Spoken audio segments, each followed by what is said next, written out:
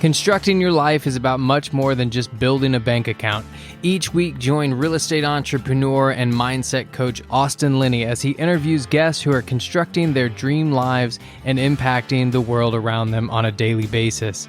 If you're an entrepreneur or wanting to start a business, or you just want to hear motivating stories of how others have overcome the odds, you are in the right place. And now for your host, Austin Linney.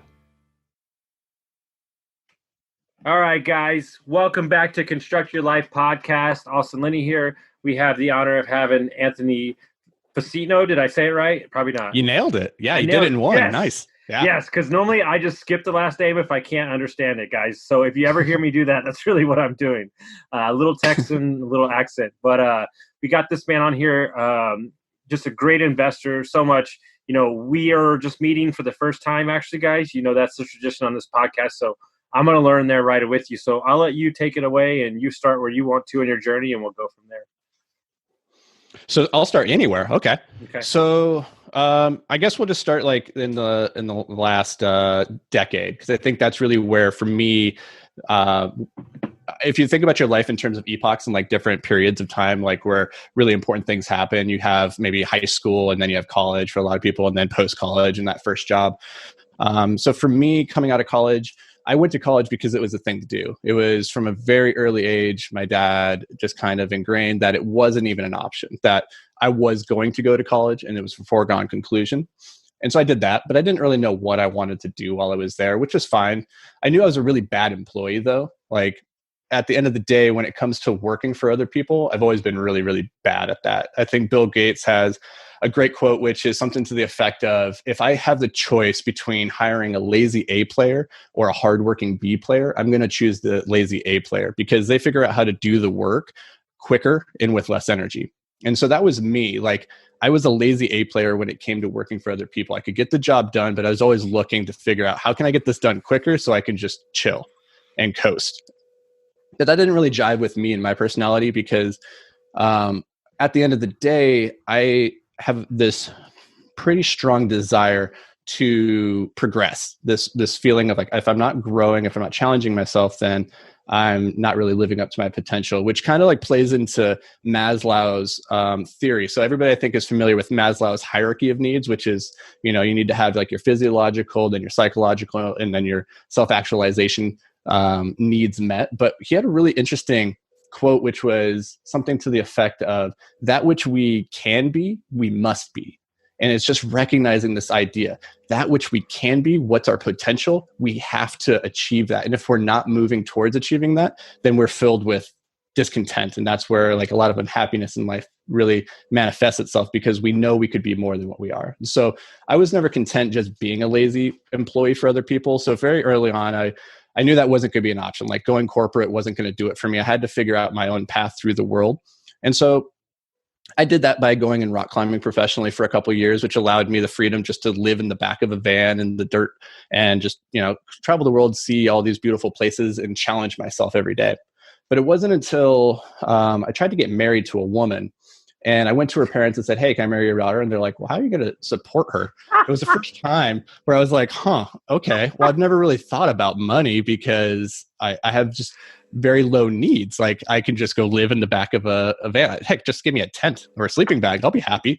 But it was the first time I ever had to like really answer that question. And so then I thought back and I was like, okay, what can I do? What skill sets do I have? And one of the skill sets that I have was the ability to write. And so from a young age, I was always writing stories. My dad really encouraged me to do that. And so I decided I'm just going to start writing books. And so the next day after that conversation, I started writing books and went on to publish 12 novels in science fiction and fantasy, things with lasers. So like back here on the wall, that's one of them.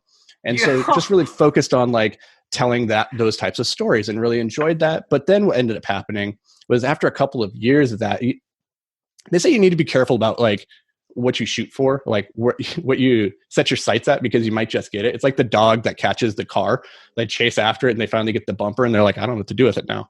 And that's kind of what happened with me with writing. I got all the success, but the lifestyle of writing is one where you just live in an office all day by yourself, just living inside your own brain, telling stories. And they feel very real because you're interacting with the characters and they're living through you. But it's not very good for an introvert who is already kind of a hermit. And so I was just kind of like devolving. and not really learning. Like I lost the ability to function in society. And so the writing, I was like, okay, well, this is great. I've realized some success here, but long term, this isn't going to be great for me as an individual. I need to find something that's a little bit more meaningful and impactful and gets me outside of my comfort zone and gets me working with other people. So I went into business with some friends. We they had started a manufacturing company producing polyurethane rock climbing holds and importing hardware and things that when you go into an indoor climbing gym, all the things that you see there, we produce those. Mm-hmm. So I went into business with them. We started building that company. And that was really interesting because it was a whole new problem set to solve, like dealing with people, dealing with engineering issues, dealing with customers and how to sell, like much different than writing. And so I did that for a number of years, and I'm still there actually at the moment. And then about 3 years ago, I started looking at real estate.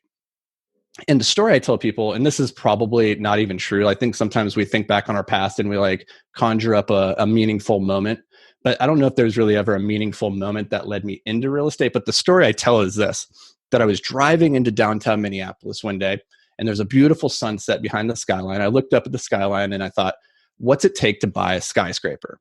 Like at that point, I knew very little about real estate. I had fixed and flipped a couple houses in college, but I like to say that I can swing a hammer, but I can't hit the nail. And so, construction was never good for me. That was a very bad introduction to real estate because I was like, I hate this. Like, I don't want to build things with my hands. That's not a good use of my skill sets.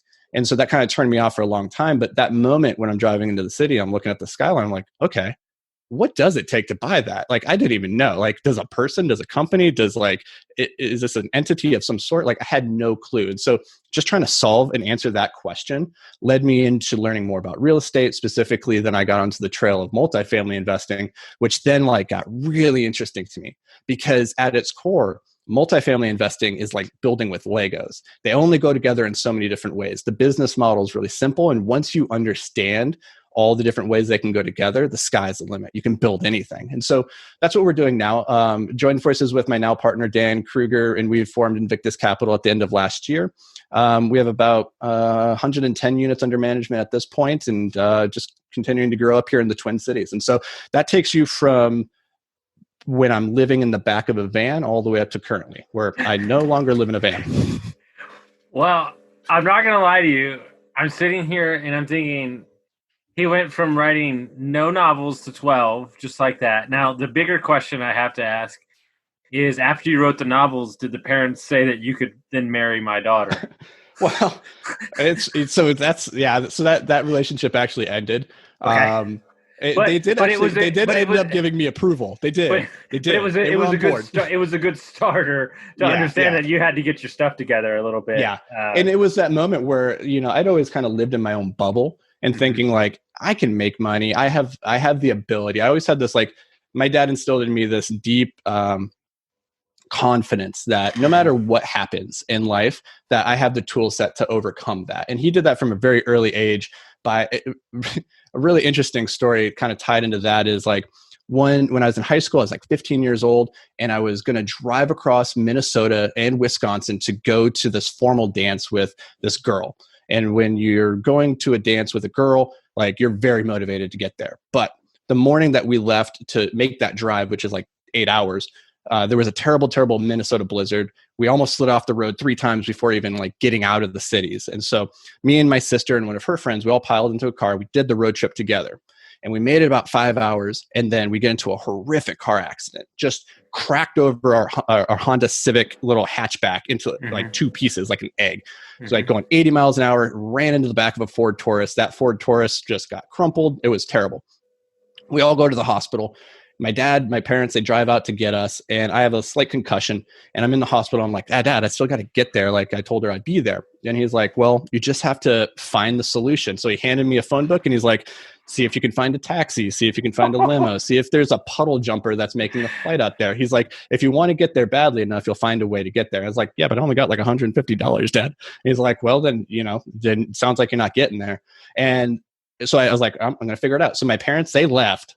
And I'm still sitting there in the hospital, not really with a solution in mind. And then a nurse just kind of oversees my plight. And she's like, I was heading there after work. If you can wait until my shift gets done, I'll give you a ride. And so she did. Like, I got there just in time for the dance, but like from the very early age, I always thought like, hey, my dad has faith that I can figure this out. And so I know I can figure this out. And so I kind of borrowed that from him a little bit. So when the parents were like, nah, like you're not marrying our daughter yet. Like at that point, I was like, I can figure this out. Like it was never really a big concern. I love that because I just had a conversation with somebody this morning. You know, I think the ultimate people in life that really get to the next level is solution-based people, right? Not people that see a problem as a problem. And it's funny to piggyback off of that story. I don't know why this popped up for me, but the moment that my ex-wife, she's now ex, but the moment at the time when we were engaged and I lost my job and that let her down, that was the first time in my life when I let somebody else down that wasn't me. And I literally cried for like 2 hours because that feeling of understanding it's not about you anymore and having that moment, I feel like was one of the bigger moments in my life to understand, like, when somebody puts their trust in you. We can pertain this to investors investing in your syndication, so many things. When they put their trust in you, it's not about you anymore. It's about, it's a bigger picture. And I think, a man or a woman or whatever has to have that moment in their life to understand that what your actions are bigger than your own. Yeah, definitely. When you're getting into the world of whether it's a relationship or a syndication, as you point out there, like if you're taking investors' money, like you have such a big responsibility to that person now. And you have the responsibility not just to do well by their money, but do right by them as an individual, that you're going to do everything in your power to satisfy the expectation that you set for them. And it's the same with a relationship. And that expectation is always growing in a relationship. And that's one of the hard things I think that we get into trouble with, is because we create these baselines and we say, hey, yeah, I'll marry you right now. Let's do this thing. And then that's like your baseline. And then the relationship grows and evolves. And then your commitment or how you're showing up doesn't grow and change and evolve with it over time, because you're still operating over that old baseline. It's like when you think of, like, I don't know about you, but I have a bunch of brothers and sisters. I have 6 sisters and 2 brothers. And when I think of them, like any one of them, I have them locked in at a certain age in my mind. Yep. Like my one sister, she's 12. No, she's 32 at this point, but she's still 12 in my mind. Well, so it's like, that's your baseline. Yeah. I'll do you one better. And I don't know your story enough to know, but I doubt that you have experienced this. So long story short, I had a meth addiction. I was homeless, and then I was an alcoholic for 20 years. I've been sober for 2 years. I've lost like 60 pounds. Do you know how hard it is to hang around my brother or my best friends that I know from high school, and they only know me as drunk, jubilant Austin, and they're like, we don't know who this guy is. Like this dude that has a podcast, this guy. And let me tell you something, that feeling, not knowing where you stand with people, man, it can set you, if you're not comfortable in who you are, it can throw you off your game. I think that's what you're getting at. Like, yeah, absolutely. And that's crazy too, like, because I'm not a big labels person. Like when I'm thinking about my life story and somebody's like, so tell me about your life story. Who are you? Like, what do you do? I'm like, I don't know. There's not one thing. You could say I'm an author, I'm a business person, I'm a real estate investor. Like you could say all these different things. And so I don't like the label itself because it locks you into that. And then people, they get this idea of you in their mind and they say, oh, Austin, the meth head. Or Anthony, the, whatever. And like, it's like, no, that's maybe who I was then, but it's not necessarily who I am now. And it's really hard to break the shackles of other people's expectations. And so as much as possible, like I think in an ideal state, if we want to be really Buddhist or Stoic about it, we say, well, don't, let other people's expectations of you affect your expectations of yourself. Rise to like whatever the model is that you have for yourself. And that's the hardest part, is that when you internalize like, hey, I am an alcoholic, like that's an impossible cycle to break until you break the cycle of like, okay, I don't have to be that. I can identify as something else. Well, I mean, I heard it put perfectly the other day, and it's something I strive for my coaching clients. Brandon Turner, he said, listen, when I set my goals for the year, there wasn't like a bench, or there wasn't like a weight I was trying to get to. I wanted to take on the lifestyle and identity of a person that was healthy and worked out every day. That was it. I didn't have a time. I didn't have anything. So here's the problem. When you discard your own labels, they might be discarded for you, but then you have to reaffirm who you are. But those labels haven't been discarded for people in your life. Mm-hmm. Until you show up multiple times as the new version of yourself. That's where it gets tricky. But you have to be firm in that, because they're waiting for you to fall back on who you were. But if you show up enough as this new version, they might have to accept it, or and you can't do anything about that. Mm-hmm. Yeah, and it takes, like you said, it takes a lot of time if you want to like change that expectation that people have created for you in your head. You can either do one of like three things. You can either not care about it and just keep doing what you're doing and be like, you're going to label me how you're ever going to label me. You can try your hardest to try and convince them that you're not that thing anymore. In which case, like on a long enough time frame, if you show up consistently and persistently, you can do that. Or three, you just cut them out of your life. If they're holding you back and tying you to that old image that you had for yourself, like say you're a smoker and you're like, I don't smoke anymore. You've made that decision. I'm not a smoker, but you're still hanging out with people who are like, oh, you're a smoker. Let's go get a smoke. And like, no, I'm not doing that. Like, you'll be back. Like if you're hanging out with people who are always saying like, you'll be back, like you're going to go back. And so maybe you just need to cut them out, but that's a hard thing to do, or maybe not cut them out entirely, but limit your exposure to them, or surround yourself with new people that don't have that old baggage of who you were. And so it's kind of a fresh slate. And that's hard with like family and really old friends, but sometimes like relationships have to grow and they have to evolve. And in the same way, we're talking about this from like our own perspective, but we do this to other people as well. Like we put our labels onto other people and then we kind of put them into a box, and then we make it very hard for them because they feel that pressure for them to break out of that box. And I think what you probably do with your coaching a lot is helping people get out of that box that they and the world has kind of put them inside of. Yeah. And so that, being conscious of like how you're doing that to others. Or more importantly, the stories that they told themselves that put them in their own box. That's the bigger thing. And I love this because look, guys, if you want multifamily knowledge, go YouTube it or listen to a million podcasts, because half the time I get through my podcast, I'm like, did we even talk about real estate? Because this conversation is so much more important, because it's allowing you as a human, right? And I'm reading a book right now that my coach recommended to me. I don't know how I just found it, but I'm recommending it to every human being. What you say when you talk to yourself. And it's basically talking about how to reprogram the subconscious brain and to remove the negative talk that you're having with yourself. So basically it's saying, if you want to quit smoking, you tell yourself, I'm not a smoker.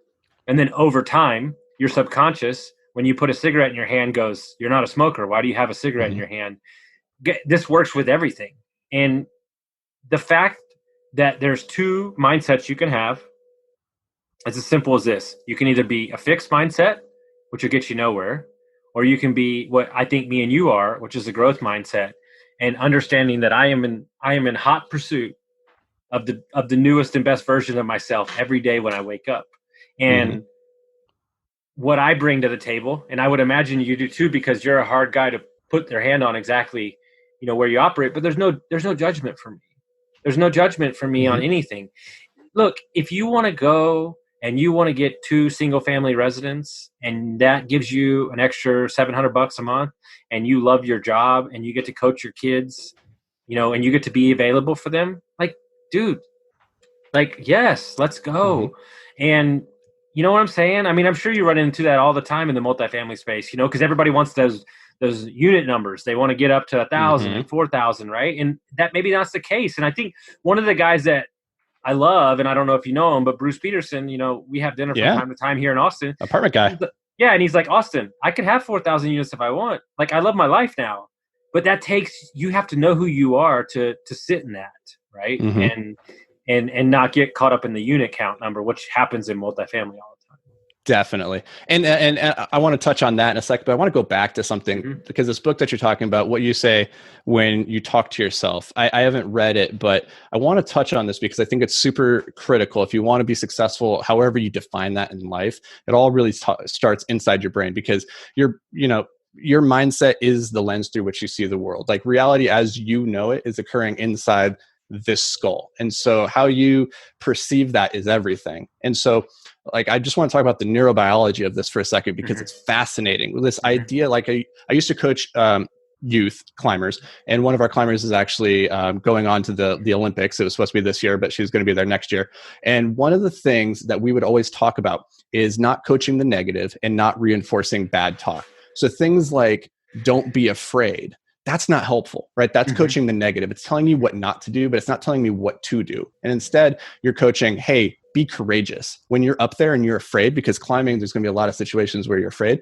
It's not a moment to try and shut out the fear. It's a moment to rise above and display courage. And so that's the skill that you're practicing here, is being courageous. And what happens in the brain is really interesting. Whenever you have a thought, like the first time you've ever had a thought, the neurons in your brain, they fire and they try to find the other neuron on the other side of the brain as you're making this thought for the first time. So it's kind of like you're driving across town to find this location. You're going to see a friend at their house, but you've never been there before. You just have some vague directions. And so you're kind of meandering. You're not taking the most efficient route. You finally get there, right? And now that you have that mental block of like where it is generally, those neurons, they found each other. It took a little bit to get there the first time, but now that they know where they are in relation to each other, every subsequent time that you have that thought, let's say that's, I'm a smoker. Every time you then have that thought, it gets easier and easier for those neurons to find each other. And what ends up happening is the brain then says, hey, this person's having this thought so frequently, we should probably do something about that to make it even more efficient, because it must be an important thought.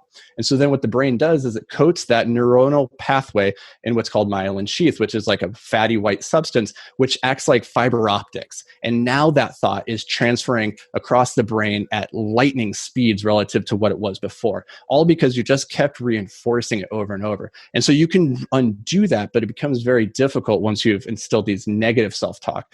But you can encode these positive codes in the same way just by having it frequently. And it might feel like you're showing up and just, faking it until you make it. But there's a lot of, neurobiology science behind supporting why that actually does work. So saying, hey, I'm a grateful, exuberant, friendly person. Like, even if you don't feel like you're very grateful or very outgoing or that you don't really want to be around people, but you tell yourself that enough times and your brain will start to light up those pathways.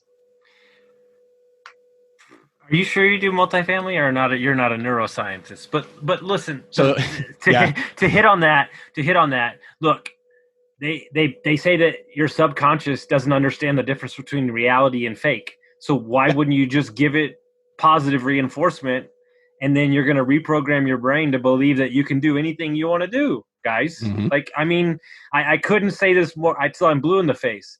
You are your thoughts. Like, you are your thoughts. And my favorite thing to do, I don't know why I have such a gift about it, but I'll sit in a mastermind and somebody will say a negative talk, like that one word. And I'm like, nope. And I'll just yell out across the room, nope, rephrase. And they're like, how'd you catch it? And I'm like, because I was a bartender for 20 years. Second of all, I used to talk to myself that way. And it wasn't until I changed the conversation in here that I started changing the way. And what they have to understand is, this was 2 a.m. listening to Gary Vee. This was 4 a.m. hitting the track at 50-degree weather, running, listening to Imagine Dragons. Like, there was a lot of behind the scenes, deep work, spiritual work, coaching work, all these things. And you can't just flip a switch on, but over time, you're building up the self-awareness to take what I think is one of the number one problems for people is I think they self-sabotage all the time. Like, it's going real good and they're just waiting for that shoe to drop because they're so used to the past. And the thing is that with your thoughts aligned and who you are, surrounded by the right people, you can create a new future that doesn't exist in your previous consciousness, I guess, for lack of a better word. Yeah, it's that cliche phrase, whether you think you can or you think you can't, you're right. And it's absolutely true. And that self-talk it's hard to catch because it's in your head. You're having it constantly, and so it's so second nature to you. One of the best ways, if not the best way, to break out of that is surrounding yourself with people who can objectively call you out and say, no, listen to yourself right now. Listen to what you just said. Because even myself, who I consider to like be very self-positive, I still say things where if somebody was to call me out in the moment, I'm like, oh yeah, okay, yeah, I am hedging. I am leaving room for doubt or for failure. Like at the beginning of this conversation before we went live, I started our conversation by saying my girlfriend and I, starting this month, we're trying the whole foods diet. And even there, like, we're trying, not doing. Like, we're not. Somebody could have called me out on that and been like, well, do or do not. There is no try. And I'm like, yeah, okay, you got that. And so, but there's a lot of truth in that. And so the only way to get better is to build the muscle and just keep practicing it and be forgiving with yourself, because, at the end of the day, you are your harshest critic. You might think that there are people out there who are harsher critics of you, but it's not true. It's all in your head. You are the worst. No, and I just got off the phone with a guy, very nice guy, listened to the podcast, reached out to me, said, "Hey man, I'm 22 days sober. I just had a baby a year ago. Like, I'm a multifamily broker. I'm trying to build my thing, like all these things, right?" And he's like laying on to all these things he's doing. And I was like, "How old are you, man?" He's like, "I'm 32. I was like, "Awesome." I was like, "You have 60 more years.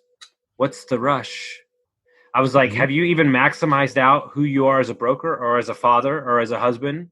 No. So I get it. You're trying to prove everybody that you're not that guy anymore, but it's going to take a day in, day out commitment to consistency of small habits to create the big change that you're searching for. And I think that's where a lot of young investors or people trying to get out of their 9-to-5s, I think they try to do it all in a month span or a 2-month span. Like, me losing this weight was 2 years, and I'm not even where I want to be. So, this is a life, journey, right? And as you get, and I'll let everybody in on a secret, because I'm about to be 39 next week. When you get older, it takes longer.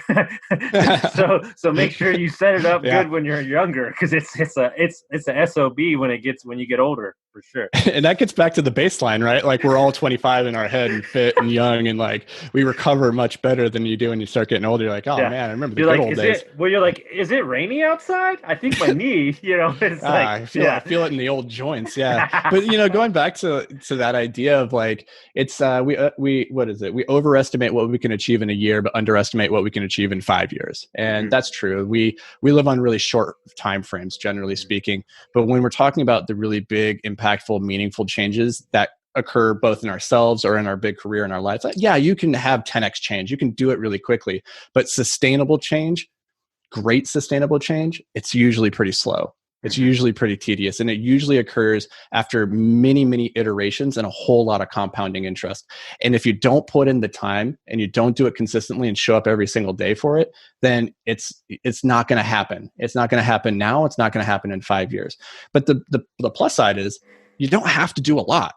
Like, really small incremental changes applied daily can add up to massive changes in just a year, maybe 5 years, and in 10 years. Like, who could you be in 10 years if every single day you just got incrementally better? And the way I think about this, it goes back to Maslow's idea of like, who we can be, we must be. And he visualized this by thinking of yourself standing on a road, and in front of you, off into the distance, there are road signs at intermittent distances. And each one says +1, +2, +3. And then you turn around behind you, and it's the same thing, road signs off into the distance. But these ones are -1, -2, -3. And the idea is, if you were to be your perfect best self in life, then every decision you ever made, you would only be moving forward. You'd be +1 here, +1 there, +1 here. But we're not perfect. And so we end up making bad decisions, things that aren't moving us forward, they move us backwards. And not only do we move backwards, let's say we move back -1, that's not just moving back 1, that actually removes the opportunity cost of having moved forward 1, right? And so now we're 2 behind where we could have been. And that's really scary. So you'll never catch your best self. They have a head start. You're never going to get there. But what you can do right now is to start making those better decisions and treat each decision as an opportunity to go +1. So maybe that's, hey, you know what, today I'm going to drink a gallon of water. That's going to be my +1. Today I'm going to get out of bed when I say I'm going to get out of bed, whatever time that is for you. If that's 5, great. If that's 10, whatever. Like, you get out of bed when you say you're going to get out of bed. You set that intention, or you're going to go and exercise. These are +1s, or I'm going to show up for my family and my friends. That's a +1. And so if you think about your days and say, okay, today, my goal, I'm just going to try to end the day +1. +1 better. And yeah, I'm going to make some bad decisions. They're going to move me backwards. But at the end of the day, I'm going to be +1 better. And you do that on a consistent enough time frame, and you will not recognize the person that you become in a 5-year, 10-year time frame. No, I couldn't agree more. And the issue is that there's so much shame associated around maybe who they were, or who the distance between who they currently are and where they want to go is so big that they try to get it all in 1 month. And that's kind of the genesis to the podcast is, we're not building a diet. We're not building a quick fix. We're not building a a real estate transaction. We're building a lifestyle. And like I was in Costa Rica, right, for 10 days, and I was looking at real estate because it's always been my dream. I run a big Airbnb company. It's been my dream to own a hotel. And people kept messaging me like, dude, just relax. Like, stop looking at real estate. I'm like, hey, fuck off. Like, this is what I do. Everywhere I am, I look at real estate because it's my lifestyle. I'm an investor. I'm always looking for opportunity. Doesn't mean I'm going to buy. It just means that I'm available for it. And when you can cultivate a lifestyle that is yours and you can dial that in and improve on that incrementally every month or every year, then I really think you set yourself up to be available, right, for the opportunity. Because I had an epiphany the other day. Sometimes when I'm working with my hands, weird shit comes in my head. But I've had a fucking shitstorm of a fucking year. But I'm like also had the best year of my life. Like I got divorced, I got laid off, I moved across the country twice. Like I started the podcast. Like so many things have happened, good or bad, indifferent, whatever. But I thought to myself, if everything that I wanted to happen this year, I wouldn't have the life that I had right now. And what I mean is the universe destroyed so many things that I wanted to happen that it have made me available to step into this life that I'm living currently. And I think we don't associate the good and the bad. We only focus on the good and understand that maybe that thing that you wanted, right, wasn't the actual thing that you needed. And the universe was setting you up. Because I tell everybody this, the universe is undefeated. It always wins. And my buddy said, like, the best things that ever happened in his life, he never wanted. Like, because he didn't, because he wanted it, meaning that he forced it or focused on it or something like that. It's just, it's the truth. Yeah, this reminds me of the Buddhist concept of like duality, like the duality of existence. And you can only know one thing by also understanding its opposite. And if that's, things are going good in life, but that's only because you understand the opposite of good is bad. And you understand that, the opposite of thriving is suffering. And because you have that context, because you understand what suffering is, you can appreciate the positive when it does occur. But the problem is that we look at suffering in the moment and we just focus on that in the short term and say, hey, I'm suffering right now. I don't want to suffer anymore. Well, yeah, in a perfect world, that's the ideal. Like nobody would ever suffer. But if you can't actually understand pleasure without that suffering, then you have to take the good with the bad. And that's like a real cliche answer, but it's definitely the truth. So if you can look to those moments where life is not going as planned, like 2020 for a lot of people did not go how they thought it would, right? And you can either look at that and really dwell and be living in that misery and in the suffering, or just accept it and say, okay, it's in this misery, it's in this suffering, it's in this discontent that ultimately I'm going to find the happiness and the pleasure. And then it's on you to go and find that happiness, that pleasure. And this is where, again, things get really tricky. One of my favorite books, one of my favorite authors is Nassim Taleb, and his book, Fooled by Randomness, really talks about this idea that we falsely equate when we look back on our lives, the fact that something did happen, that it was destined, or that it was going to always happen, or that the probability of it happening was always so high. But in reality, we don't have a good understanding of how things happened or what the likelihood of them happening were. Like 2020, we look back on that, we might say 100% certainty, this is how it was always going to play out. But maybe it was only a 1% certainty. And so we don't have a good idea of what the decisions or the events or how complex it all is to lead us to where we are. If I look back on my life, that girl, she didn't end up marrying me, right? And she left me. And then I ended up living in a van, but not because I was climbing anymore. I was kicked out of the house and I had nowhere else to go. And so I lived in a van for 4 months, right? Like I can look at that and say, that was a really negative experience. But if I go back even further, when I was choosing to live in a van, and that's not like the most comfortable place to be living, well, then it made it much more easy when I got to that place in the future. And so like, you just can't track back and say, oh, because this happened, that was going to happen. And therefore I'm going to end at this place. And so it's like your friend's point, like, a lot of the terrible things that occur to us, like that's actually laying the groundwork for getting us to the destination we didn't even know we wanted to go to. And then being able to appreciate it when you do get there. But yeah. But to put a bow, I mean, I could talk to you for 7.5 hours. I don't even half the time. My brain is like it's too much because I think you might be a scientist, also a multifamily guy too.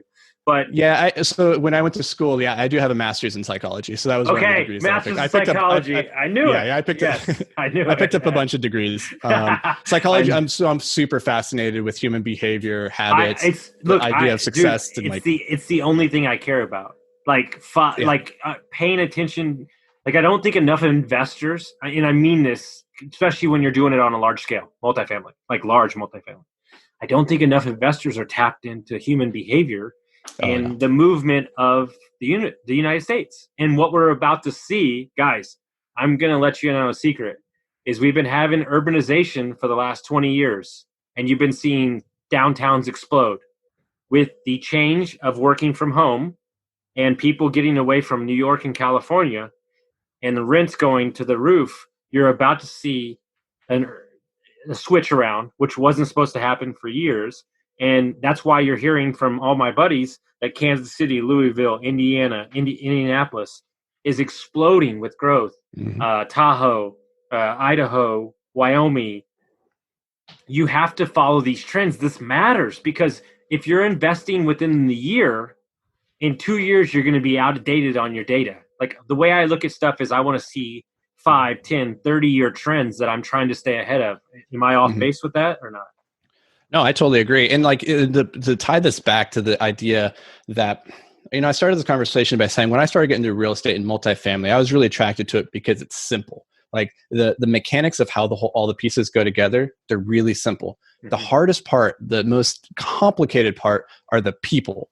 And this is the truth of any business, whether you're in manufacturing or you're an author. Like, it's always the people that you're dealing with. And if you don't understand their motivations, their wants, needs, and desires in this world, or your own wants, needs, and desires in this world, then you're going to find a lot of friction. Real estate is all about the relationships. And if you're not able to connect with the other person, get inside their head, and try to craft out these win-win situations, then you're not going to go very far. In the same way, like understanding macro psychological trends of like, okay, now the deurbanization of these major metropolitan areas, what does that mean? Why are people doing that? Are they doing it because they're scared? Or are they doing it because there's more opportunity in these other areas? Because that's going to tell you a lot. If people are moving to an area because they're afraid of the other area, well, is there some likelihood if that area ever goes back to how it was that they'll go back because they had the opportunity, had less nostalgic feel, or are they leaving because the opportunity is leaving? So like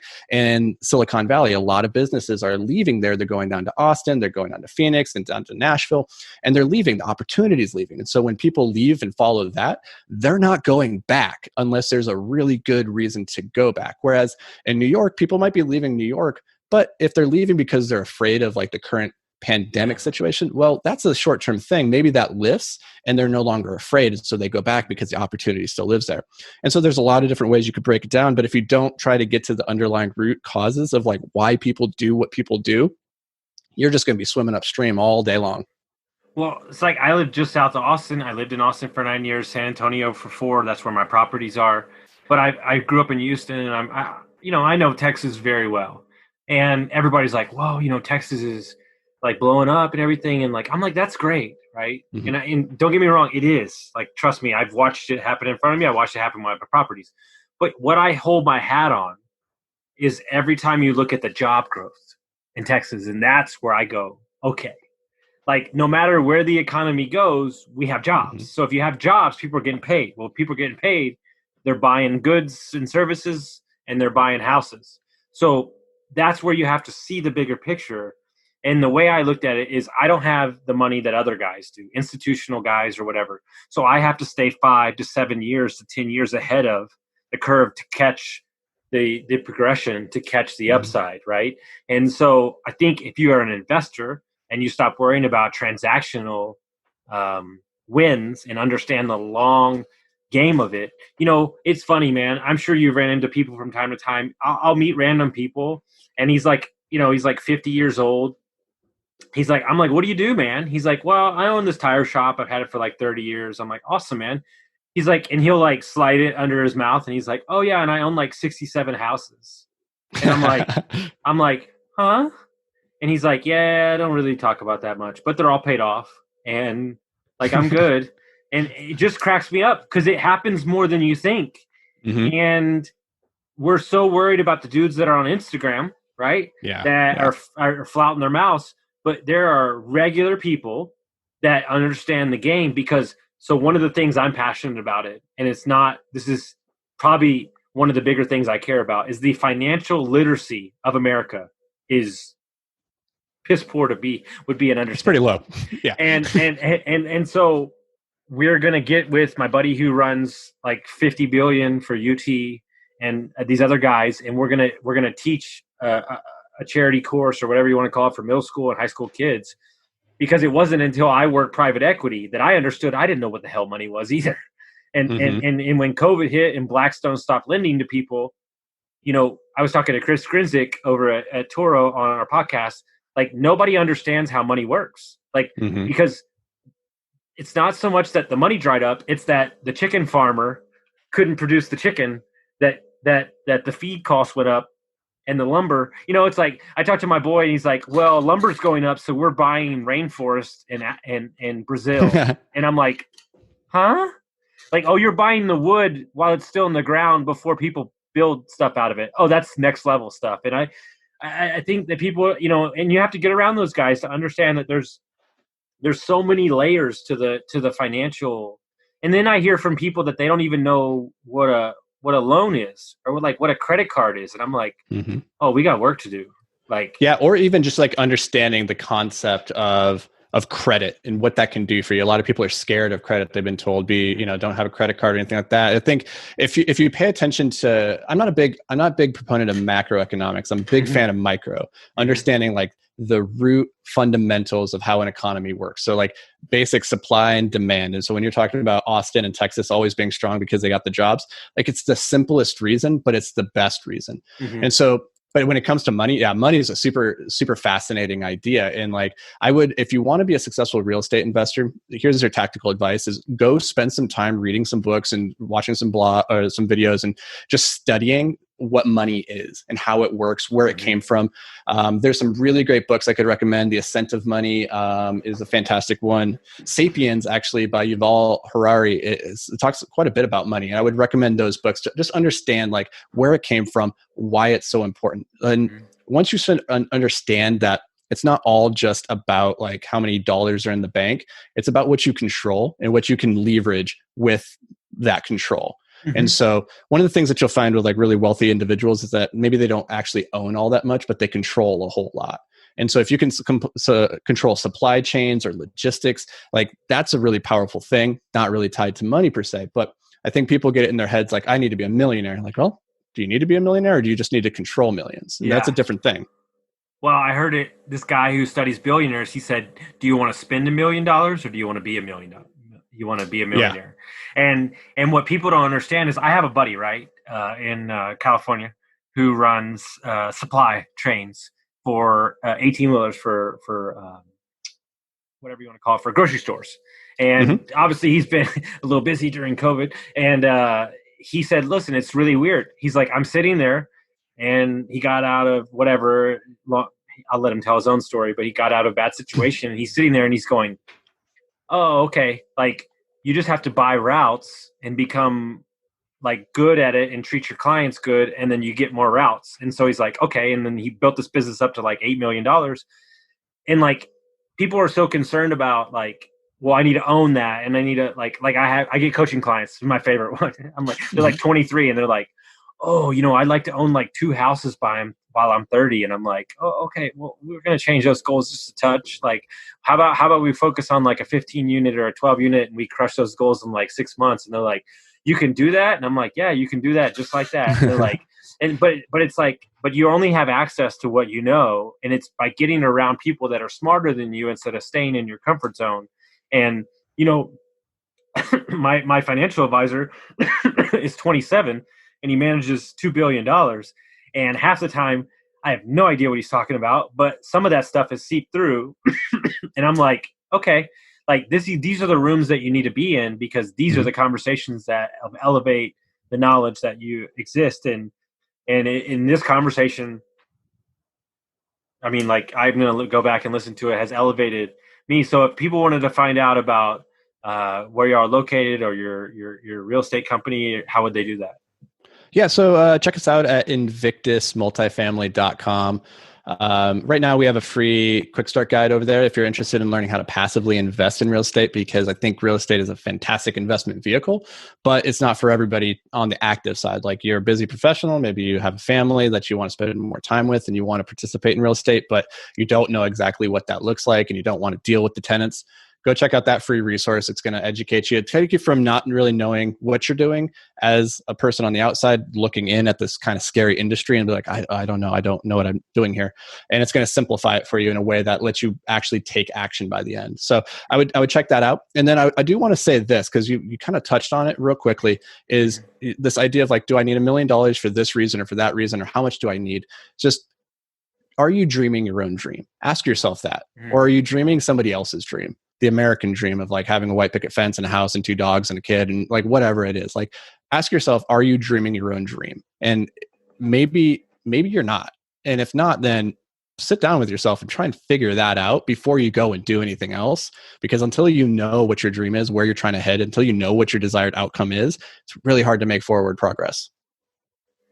No, dude, like, people think I'm joking, but this really does happen. Like, I get DMs and they're like, why are you traveling so much? And I'm like, because I like it. I don't like, but like, that's me. Right. And the reason that they have a hard time with it is maybe they want to do it. Right. Or maybe it doesn't seem like the normal thing. Right. And I'm like, but that's what makes me happy. So, but understand that it's taken 37 years to understand that that's what I like to do. Now, that being said, things are changing, and I do want to put some roots down and like, but we'll have multiple houses because it's my business. Like, this is what we do, vacation rentals. But you're 100% right. And if you're building your dreams for somebody else, they will crumble, and they will crumble hard, and you will lose money, and you'll probably lose relationships because it's built on a shaky foundation. And Absolutely. You have to build it on a firm foundation. And so a lot of the work, guys, what this whole conversation is I just had this conversation with a guy earlier today. We're not building, I don't care. Go listen to Jake and Gino, and get in their group if you want to learn multifamily, because I can teach you, but I don't want to, because I'm trying to build the life version of you, meaning health, mind, spirit, body. And then let's go from there. And then we can layer on the weapons necessary to deploy capital, right? I think that's where everybody has it wrong. They work from the outside in instead of the inside out. Yeah, I couldn't agree any more than that. Like, it all starts with you. If you, like, regardless of what it is that you're trying to build in this life, start with you. Like, the thing that you should be focused on building is the best version of you possible. And more importantly, just so I can get it in one more time, invest in yourself, right? Like, I watched that thing with Zac Efron, and he's like, oh, the water makes up like 60% of our body, and yet we don't pay attention to it at all. Well, guess what? You spending the money on a PlayStation 5 and not spending the money on a coaching course or a multifamily course or something, a book, right? Like, invest in who you are and make sure that is, as Gino Barbaro would say, make sure that you view that as an actual investment, and then pour it into yourself. And for me, that's books and my coach. Like, it's what I do, and it expands my mind, and I think it's super important. That's why I have to say it. Yeah, agreed. Yeah. Well, I appreciate it, guys. If you like this episode, make sure you send it out to your friends, and we thank y'all so much for listening.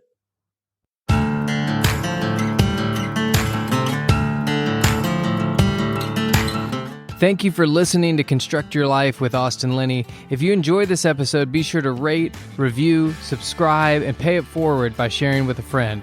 Most importantly, take this opportunity to start constructing your life by taking immediate action on what you learned. For show notes, resources, and more information on one-on-one coaching with Austin, visit constructyourlifepodcast.com.